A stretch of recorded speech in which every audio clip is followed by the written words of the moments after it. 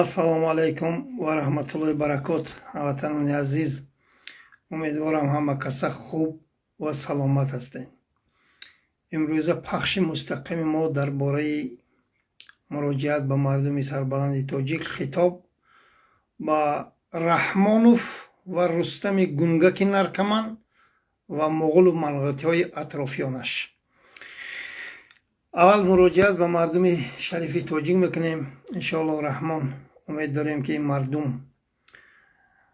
билохира сар мебардоранд, бедор мешаванд ва чӣ ҷинояте ин тӯдаи авбош бо сардории эмомалӣ пош ба лаби гур расида карда истоданд қабул намекунанд ва бедор мешаванд. ҳамватанони азиз, чиқаде ки ҳамаи шумо ҳамватанони азиз шоҳид ҳастедон ки ин тӯдаи авбош, ин авлоди ҳаромзодае ки як қатра, як зарра, як грамм яъне хуни тоҷикӣ надоранд дар вуҷудашон, инҳо миллати моро нест карда истоданд. мо нашр кардем, пеш мегуфтем ки ҳамватанони азиз, ин авлод миллати моро нест доранд. ин авлод хоҳару модари тоҷика бероҳа доранд. ин авлод духтарҳою ҷавонҳое ки мактаб мехонанд ҳоле наркоману яъне бероҳа карда истоданд. бисёриҳо менависанд ки ин одам диёна шудааст, ин одам мегӯянд касали рӯҳӣ будааст. ассалому алайкум, нашр кардем, дароям бинед духтарҳои тоҷика ки ба чӣ рӯз гирифтор шуданд. хоҳарои тоҷик ҳоле мактаб мехонанд, ноболиғанд. субҳаналлоҳ, ин авлод ба куҷо оварда расонид ин миллатро. акнун бояд шумо бедор шавед. инҳо ҳозир наркотика, таблеткаҳоя хурустала тамоми аптекаҳо дар тамоми аптекаҳои тоҷикистон паҳн карда истоданд ки ин миллат гумроҳ шавад. ин гунгаки ҳаромзодае ки имрӯз мехоҳад ки чандин духтари тоҷика бо германия равон кунаду унҷо бо рақсу бозии кунҷумбонию яъне ки ҷиноятҳои падараша идома диҳад. ин бадбахти лаъин яъне таблеткаю тамоми чизҳоро тақсим доранд. ин мардуми мо вая харида, яъне охи кӯдак бошад ва беақл бошад, истифода бурда яъне худашро дар бало мононда истодааст. ҳамватанони азиз, ин авлоди ҳаромзоди нодидаи нохӯрда сарзамини кӯчаки моро, бадахшонро фурӯхтанд, ворухро фурӯхтанд, ба қирғизҳо нафурӯхтанд. ворухро ба хотири 7 духтари фоҳиша сарзамини моро, яъне сарзамини кӯчаки моро дар ворух 1300 гектарро қирғизҳо ба тӯҳфа карданд ки онҳо наркотики ин авлоди ҳаромзодаро боздошт кардагиянд. крупни наркотика онҳо таҳдид кардагиянд ки агар ҳамин заминҳои мо нагирем, яъне ин ҷинояти шумо ошкор мешавад. ҳамватанони азиз, ба ҳамин хотир ба хотири 7 духтари проститутка сарзамини моро ба қирғизҳо дод. ин падарлаънати гадозодае ки пош ба лаби гур расидааст. ҳадди ақал баромада иди қурбонро як гапу ҳарфи дуруст назаду наврӯзиро, яъне рақсу бозии кунҷумбонӣ, мегӯяд ки то кӯдаки гавҳора, яъне ин наврӯзӣ ба лаззат мебарад. ана беақли одама нигаҳ кунем ки кӯдаки гавҳорае ки ҳоле вай то 5 сола 6 солагаша ақлаш ҳичиро намегирад, на наврӯзро мегирад, на субҳаналлоҳ модараша мешиносад, на падараша мешиносад. кӯдак ҳоле тифли бегуноҳ аст, майда аст. вай мегӯяд ки кӯдаки гавҳора, яъне мебинад наврӯза лаззат мебарад, кайф мекунад. аз забони пирхуки раҳмонов шунидем. ҳамватанони азиз, бояд миллат бедор шавад. агар хоҳем ки духтаротон анамхел наркоман шаванд, бачаҳотон наркоман шаванд, хомӯш истед. мо субҳаналлоҳ ришомо сафед шуд, мӯи саромо сафед шуд, умрамо нисфаш гузашт дар ғарибиҳо. шумо бовар накардем чӣ пеш гапҳое ки пеш гуфта будем ҳамаш омад. барои он ки инҳо қадами мондагиҳошонро мо мешиносем ки инҳо бар зидди ин миллат чӣ ҷиноят, чӣ хиёнат, چی کارها کرده ایستادن. این تودای اوباشی حرامزادی مادر به خطا با سرداری این حرامی نجسی رحمانوف باید بیدار شویتان که نسل رو اینها آشکار نیست کرده ایستادن. امروز باز یک برادر در ابخازیا در پایگار قرار داده است. این پرخر وای را بازداشت کردن گویا که وای اکستریمیست باشد و گویا که وای دعوت میکرده باشد که جوانا وای شوند افراطی شوند. وای را بازداشت کرده به روسیه آنها تسلیم کردن. اکنون و بیچاره به تاجیکستان روان میکنند. این حرامزاده ها وای پسی پنجره میبرن. هموطنان عزیز باید ما دیگر خاموش نیستیم بر ضد اینها. بر ضد اینها جهاد فرض شدگی است. اینها را باید با راه جهاد ما سرنگون و نیستو نابودشان گردانیم. از امام علی شیطان سر کرده تا مغول و منقیط های اطرافش تا انم قاتل هایی که تاجیک کشند و خائن و دشمنی ملت تاجیک هستند. امروز باز یک برادری عزیزی ما را بازداشت کردند در ارمنستان. الحمدلله ما سعی و کوشش کردیم و برادر آزاد شدن. الله حفظشان کند. حالا امید داریم که تمام جنایت های این توده اوباش، این قاتل ها، این تاجیک کش ها، این دشمن های ملت را برآمده آشکار میکنن. از زبان اون برادر مردم شریف تاجیک میشنوه. ما امید داریم که اون برادر دیگر صبر و تحملشان هم به پایان رسید. باید جنایت های اینها رو، اینا چخیل مردمی بدخشان قتل کردن، چخیل اینا اپراتسیا گذراندن، چقدر مردم بیگناه کشتن آشکار می شود. انشالله ما امید داریم که این برادر ما در حقشان امروز دعا کردیم. مردم ارمنستان هم بسیار خلق خوب هستند. آنها آزادی بیان را، آزادی یعنی انسان را، یعنی خیلی از درجه اول گذاشتگیم.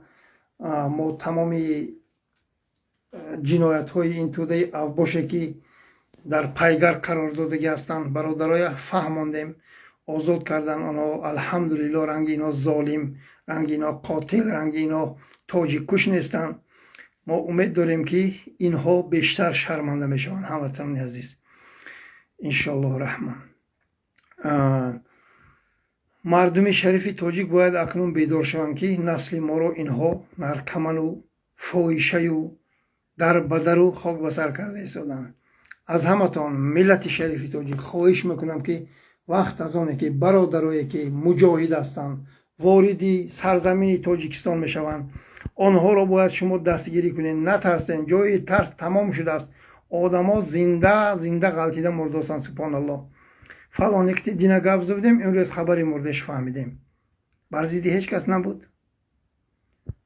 الله مهربان جانش گرفت. تا کی میترسین؟ ترس و وهم کتی نزد پروردگار خویش رفتن این شرمندگی است، این بدبختی است، این ترسوگی است که با ترس و وهم من نزد پروردگارم روم. هموطنان عزیز بار دیگر تکرار میکنم، من از این حرامزاده ها هرگز و هرگز نمیترسم. من در گرجستان حضور دارم.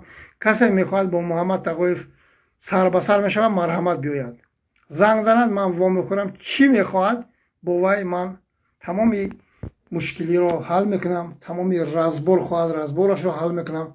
من از این توده اوباش هرگز و هرگز نمیترسم. این را فراموش نکنید.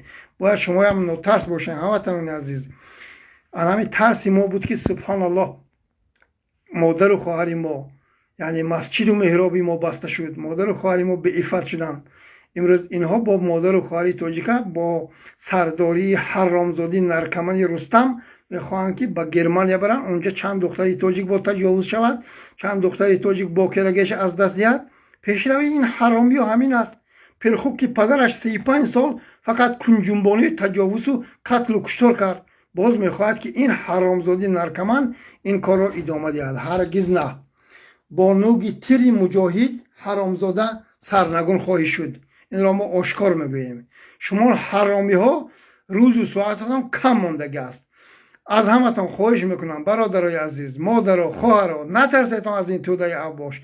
ما انشاءالله رحمان یک شهرک مایدهک تاجیکستان را میگیریم. این روزا نزدیک است.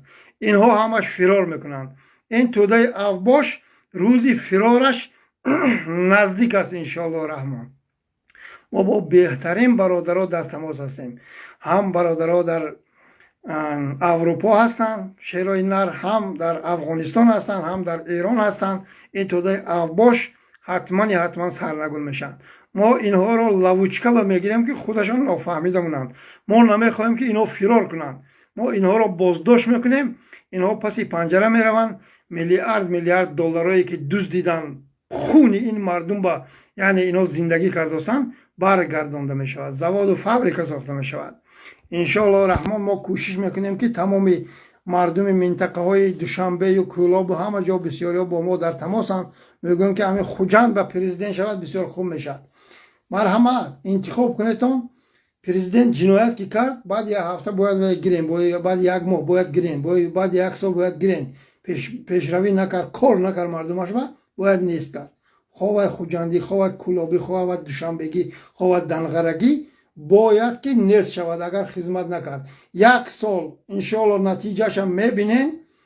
خدمت نکرد باید 10 شود. 35 ساله سبحان الله آدمی بناموس خودش بدار می آورد که حرامزادی مادر به خطا 2 ساعت برق آورده رسانیدی. باز حاضر حالا من یراق موندم صورتش که خویلیسا تلخکفن سبحان الله. اینقدر ترسوین اینوه مردم. اگر ما یک نامش نمیگیرم اون ولایت انشاءالله رحمان ما گیریم اونجا. این توده اوباش فرار نکند. توف درد محمد تقایف گوین، پدرت بلعنت محمد تقایف گوین. این روزا نزدیک است. این حرامزاده های ما هم تو میکنیم که این مغول و ملغیت ها فرار کنن، ولی نه که تمام ایرپورت ها، تمام گرد و گوشه که اینا فرار میکنن آدم داریم ما. اینها بازداشت میشون انشاءالله رحمان. این اولاد هیچ جا گریخته نمیتواند. این اولاد رو ما بازداشت میکنیم هموطنان عزیز. برای همین فقط جسوری و غیوری شما برای ما در کار است. ما انشاءالله رحمان آزاد میگذاریم تاجیکستان رو، مسجد و محراب را باز میکنیم. ما یگان مادر و خواهر که سرش لوج وای را ظلم نمیکنیم. وای میفهمد پند و نصیحت های برادرای رنگ برادر سهراب و عادلیان دیگرای میشنود. وای الله خود را هرچی زودتر میشناسد و از الله میترسد. اصلاح میشود. هموطنان عزیز، ما نه آدم کش هستیم، ما نه تروریست هستیم، ما نه اکستریمیست هستیم. ما میخواهیم که شما را از تجاوز این پرخر 35 سال شما را فریب دارد نجات دهیم. دیگه ما هیچی نمیخواهیم. ما میخواهیم آزاد مانیم شما را. ما میخواهیم فرزندای شما سبحان الله روان آزاد مسجد روان و خصنیف یک میخواند، 2 میخواند، مرحمت رواد اونجا آدم و عالم شود و رواد اونجا قاری قرآن شود. نه اینکه رواد نرکمان شود و دخترچه های نش کردیم نگاه کنین میگه فلانی میبرم ما با 300 سوم میتد همون خروستل میبرم، همون تبلیت میبرم میزنن کار رو گونگ روزی دراز. این فرزندو با کی در کار؟ اینو فرزند چخل یعنی فرزند صالح و صالحه تولد میکنن. هرگز و هرگز امیدوار نشویتان. این توده اوباش نارکوتیک بیزنسی مواد مخدر فروش این مردم رو قصدن همیخیل کردوستن که این سبزی به دست گونگک رستم با اطرافیانش همش سبزی به دستن قریب. اینها غیرت و جرأت ندارن. این مردم جاهل شوند با رنگ پدرش لیسا لیسی کنن نعوذ بالله. این با بسری قدرت بیاد و این نسل نیست شود. نه هرگز نه. ما شما را نمیگذاریم. ما شما را انشاءالله رحمان با زور سلاح سرنگون و نیست و نابودتان خواهیم کرد. این را من آشکار گذاشتم. ما رنگ رحمانوف گروه های تیار کرده مردم قتل کرده، تروریست ها در آمدن و آدم های کشتن. این خیلی ما نمیکنیم. ما آزاد بر ضد یک توده اوباشه که 35 سال باز بدخشانی میکشن، ونجی میکشن، پنجی میکشن، دوشنبگی میکشن، خوجندی میکشن، بر ضد اینها ما جنگ اعلام میکنیم. اینها مرد باشن با ما جنگ تن به تن کنن. هموطنان عزیز، از تمام عسکر و افسرانی که صحبت کرده ایستاده‌ایم و باقی مونده حالا یک خیلی نفهمیده اید، باید خواهش میکنم هوشیار باشید که این توده اوباش شما رو استفاده میبرن، شما رو پیش میکنن، شما نگی تیر میشوین، شما قتل میشوین، شما فرزنداتون رو صغیره میکنین، زنتون رو طاقه میگذارین. هرگز گپ اینها رو نگیرین. شما گپ ما رو گیرین. اگر خواهید که زندگیتون خوب شود، صاحب یک زندگی خوب، صاحب یک معاش خوب شوین، باید این توده اوباش دیگر گوش نکنین. شما خدمت رحمان رو میکنین، مادر و پدرتون در تاریکی نشسته است. این چه خدمت، این چه زندگی؟ توف به همه خیلی عسکر و افسر که این پرخوک را پشتیبانی میکنند و باز پدر و مادرش از ظلم این حرامیت دیده باز خاموش میستد. باید تمامی گپای ما رو شنوین. حالا خیلی میگم پول از کجاست؟ پول در دست رحمانوف و اولادش است. همش برمیگردونیم، معاشتان رو بهتری میکنیم، زواد و فابریکه میسازیم، دیگر دولت های دعوت میکنیم، میبین اینوستیسیون میکنن. انشاءالله رحمان با همان پرسنتی پست دولت ما انشاءالله رحمان پیش میرود. رنگ گرجستان با عربا هازی نیم فایز عربا اینها با یعنی اینوستیسیون کردن، دولتشان آباد کرده ایستادن. تمام گاز، تمام نفت، تمام برق، تمام چیز رو اینا مهیا کرده ایستادن برای ملتشان. من همینجا 4 سال بازار زندگی میکنم. یک شب سوئد مرد، یک شب والله قسم یک شب سوئد مرد. خیلی دیر بود، ساعت 11 شب بود. کجا شاید یکان اواری بود.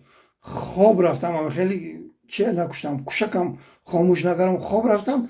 بعد 2 ساعت یا 3 ساعت درگیر بیدار شدم، بعد خاموش کردم و بعد خواب رفتم.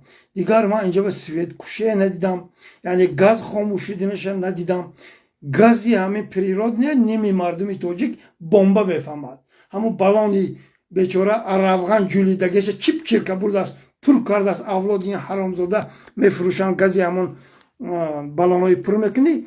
گاز ما داریم گفته گشت است، ولی گازی پریرود نه. این مردمی بیچاره یک خیرش خواب دیدگی هستند. این چهل دولت داری، این چهل حکومت داری که مردمش با برق نمیدهد، مردمش با یعنی زندگی نمیدهد، جای کار نمیدهد. این اولاد حرامی کیسر میشود. اینها نوگی تیر میشوند، سرنگون میشوند، با نوگی تیری مجاهدا اینها دفع میشوند. بعد همون وقت سرنگون شده، سگمور شدن، بی‌ضرر گشتن، بعد همونجا سیر میشوند اینها.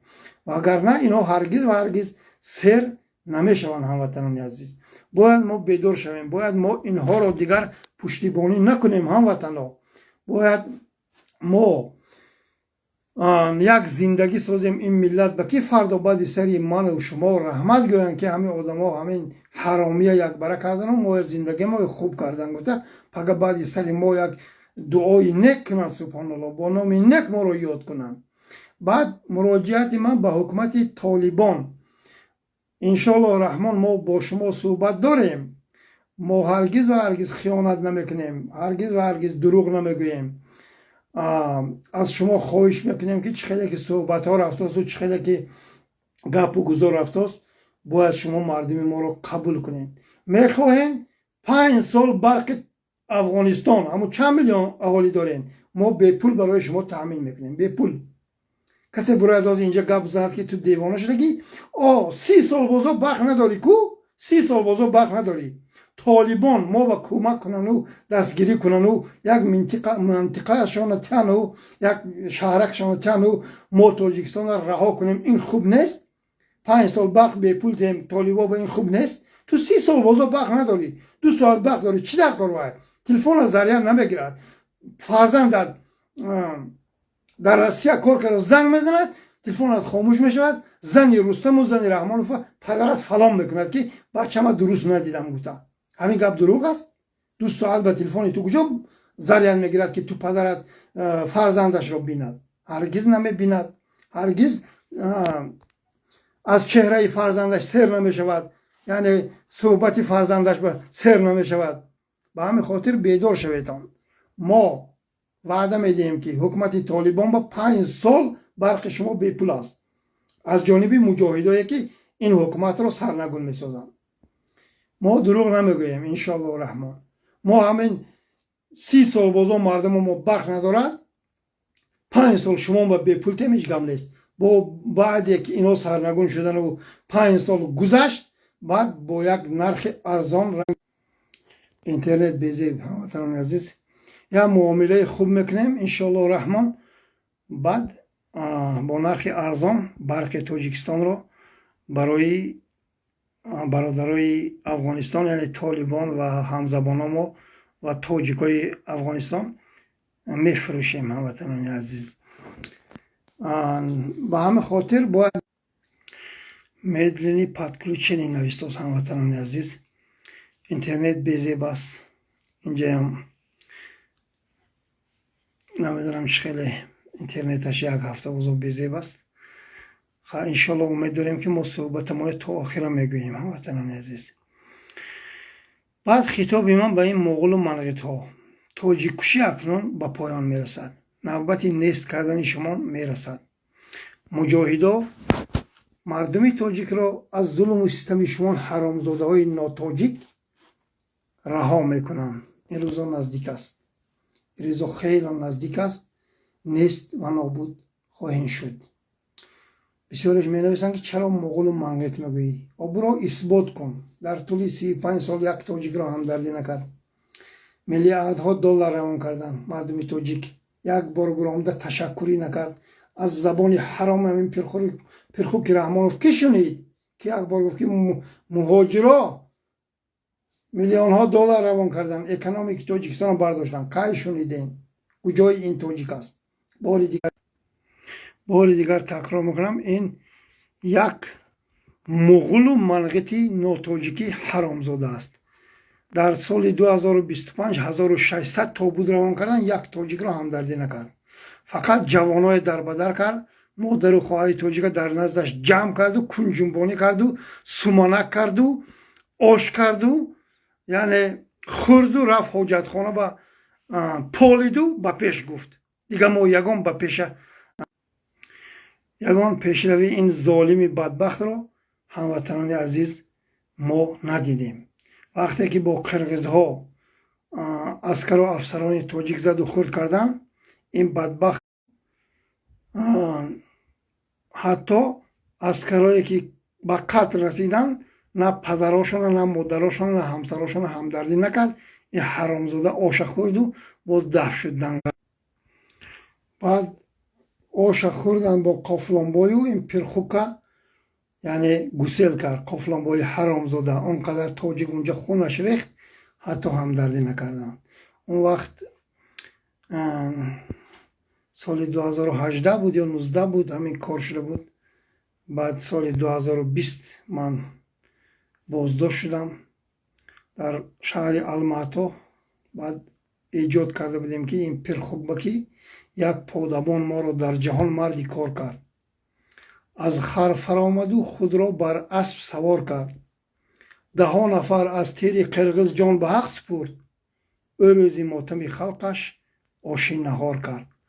яъне мардум мотам доштанд, ин пирхуки ҳаромзода бо қофлонбои моғул омадан ош кардану мардума писанд накардан. аскару афсароне ки ба шаҳодат расида буданд, ҳатто ҳамдардӣ накард.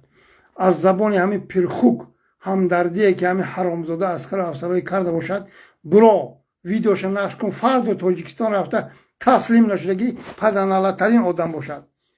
барои ҳамин бедор шавед. ин душмани аскару афсари тоҷик аст. ин душмани 8.5 миллион тоҷик аст. бояд ин миллат бедор шаванд. ин ҳаромиҳо фақат худашон таҷовуз карданд, кайфу сафо карданд, ғорат карданд, дуздӣ карданд, ба пеш гуфтанд. дигар миллатро фикр накарданд. ино фақат фикри шиками ҳароми худашона, фикри шиками 7 духтари фоҳиша, фикри шиками 2 бачаи наркоман. имрӯз тамоми минтақаҳо ба таблеткаю хрусталу наркотика тақсим дора. ин мардума яъне аз байн бурда истодааст. бедор шаведан. субҳаналлоҳ. муғулу манғитҳо, хитоби мон ба шумо ҳаромзодаҳо, рӯзи бародаро вориди тоҷикистон шудан хело наздик аст. як минтақаи беҳтарин аст ки мо унҷаро иншоаллоҳ раҳмон фатҳ мекунем. баъд шумо ҳаромзодаҳо, рӯзи фироратон наздик аст. мардуми сарбаланд тоҷик, шавҳари беникоҳи ин то гарданаша дар ботлоқ ғӯтидага аст, яъне Путинро дар назар дорам. вай ин ба кӯмак кардан наметавонад. мо фурсат дорем ки бо ёрдами муҷоҳидо ҳамакаса миллат ба по хезанд. ин авлоди ҳаромзодае ки тамоми тоҷикистонро аз худ карда ғасб кардагианд, аз инҳо раҳо шавем. بیدار شویتان. نسل ما از بین برده ایستاده است. این پدر لعنتی مادر به خطا. باید تمام جوانمردا ناترس شوند. تمام جوانمردا باید فکری زن و فرزندشان و دختراشان کنند که اینها دخترچه های تاجیک را علاوه درس برای برادرایی که در غریبی و در بدر و خاکبسر هستند، علاوه هم خواهر و مادر ما و شما، من نوارش نشر کرده هستم، نگاه کنین که به کدام روز آورده رساندن. امروز دختری تاجیک نرکمان شده است. این در کجا نوشته است؟ کدام دختری تاجیک 25-30 سال پیش همین جنایت ها رو کرده بود، همین بدبختی و شرمندگی رو کرده بود؟ هرگز نکرده بود. این رو کی به سر ما آورد؟ این روزای بدبختی رو کی آورد؟ همین اولاد حرامزادی مغول و منقیتی ناتاجیکی، دشمن ملت تاجیک. اینها در بدنشان، در وجودشان یک ذره خونی تاجیکی نیست. اینها نام تاجیک استفاده میبرند. اینها امروز جشن ما میگیریم، ما نوروز میکنیم، ما چی میکنیم؟ نوروز هم دفع میکنیم. ما رویم تاجیکستان. نوروز پوروز دیگر لازم نیست. نوروز این مادر و خواهر کنجنبانی و دیوانگی و یعنی فاحشگی به برده رسانید. نوروز شما. ما فقط عید قربان، عید رمضان رو جشن میگیریم. این ایدها برای ما در کار نیست. بار دیگر تکرار میکنم، آزاد است. کسی که این جشن های قید میکند باید وی رود یک منطقه تاجیکستان یک دیوال 50 متره کند و همونجا رقص و بازی کنجنبانی دیوانگیش کند. ما کاردار نمیشیم. نه که ما این جشن را عموما نه قید میکنیم، نه قبول داریم، نه جشنی یعنی مسلمانی میشماریم. این جشن مسلمانی ملتی تاجیک نیست. این جشنی انمون مغول و منقیت ها، انمون زردوشتی ها کنجنبانی و دیوانگی و بالای علابا پریدن و انمی کارهای میکنن. تمام. اگر اینها مسلمان میبودن، مسلمانی هاشون دین اینها معلوم شد. عید رمضان با یک سخن نکردن و فقط عید نوروز گفته کنجنبانی دیوانگی و رقص بازی. این عیدی که مادر و خواهر تاجیک به عفت میکند برای ما لازم نیست. عید ما عید رمضان، عید ما عید قربان است. هموطنان عزیز، این ایدها را نباید ملت تاجیک جشن گیرد. این ایدها برای ما در کار نیست. این ایدها ضرر جان شما است، شرمندگی و رسوایی و رد معرکگی این ملت است.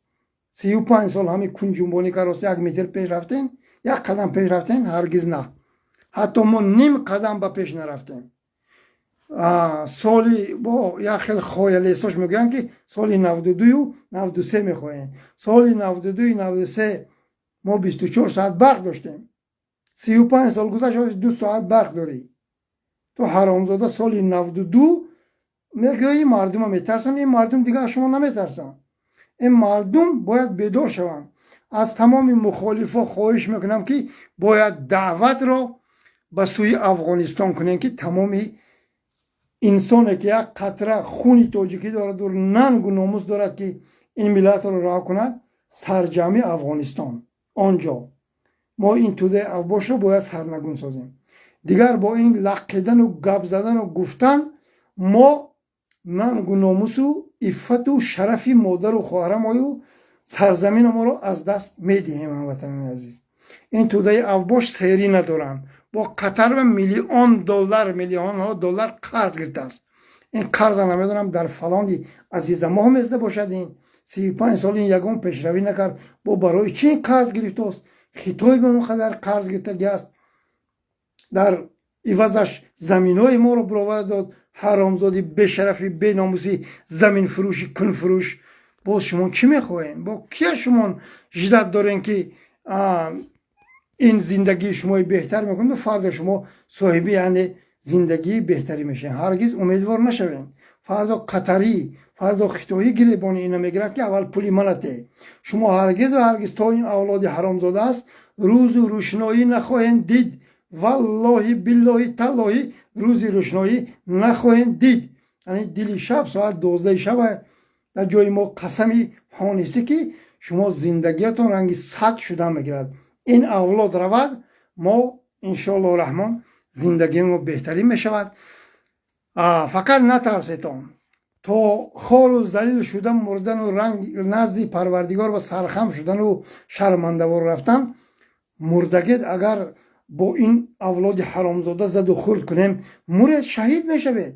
سرزمینتان را حمایت میکنه. شما هرگز و هرگز حرام نمیمورید. اینها حرام میمورند. اینها برعکس بر ضد مردمی آزادی خواه اگر تیر کشند و خواهند که جنگ کنند، پس اینها هم سگمور میشوند، اینها حرامور میشوند. ولی اگر کسی مقابلیت میکند و بر ضد اینها استوار میستد، وای انشالله رحمان جاش جنت است، برای اینکه وای حمایت از زمینشو، از مادر و خواهرشو، از دخترش کرد. هموطنان عزیز، و همین خاطر بیدار شویتان. دیگر جای ترس، دیگر جای خاموشی از این حرامزاده ها نمانده است.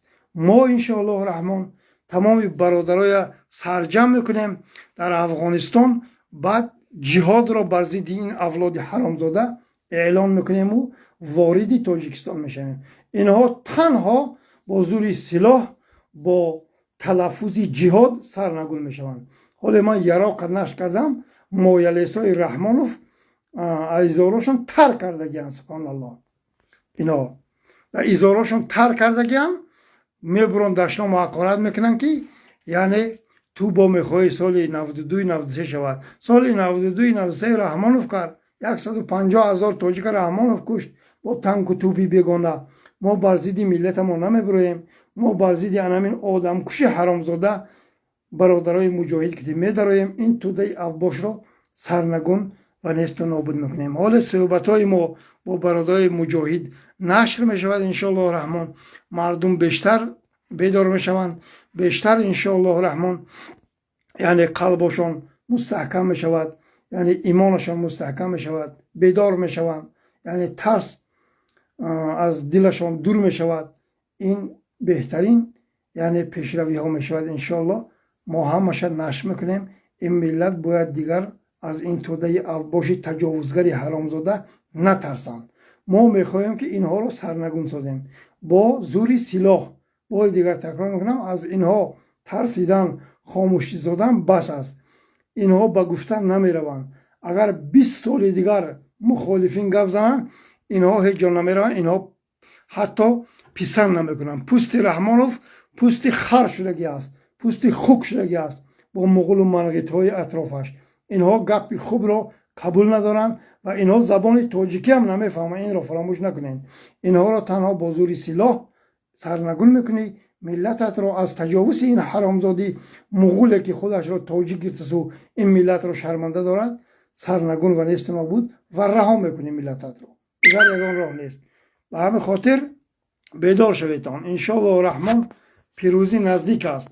دعوت های بهترین حال می شود. ما نشر میکنیم این ملت باید از خواب گران بیدار شوند و این پرخوکی تجاوزگری قاتل ملت تاجیک پاش به لب گور رسیده است. باز برآمد از نوروزی کنجنبانی دیوانگی دارد. منافق حرامزادی مادر به خطا وعده کرده بود که دیگر یگان دختری تاجیک در نزد من نبرارین. با دینا دیدیم که صدها دختری تاجیک در نزد این پرخوک، در نزد این منافق، در نزد این کافری مطلق رقص و بازی و دیوانگی دارند.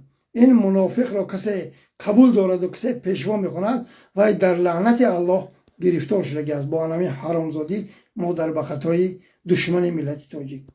به همین خاطر باید این ملت از این اولاد حرامزاده رها شوند و زندگیشان بهتر شود و یعنی رو به پروردگار خیش برگردند، رو به پروردگار خیش برند، رو به این پرخوک و کنجنبانی و رقص بازی این گرداندن شما، بدبختی شما، شرمندگی شما، سرخمی شما وزمینم شود، فاحشگی شما می شود.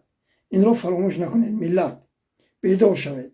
از این اولاد حرامزادی خودشون فاحشه که هستن میخوام ملت تاجیک را فاحشه کنن. هوشیار باشید. بر ضد اینها باید ما قیام کنیم. السلام علیکم و رحمت الله و برکاته. سر بلند باشتان، سر هموطنی عزیز بهترینم.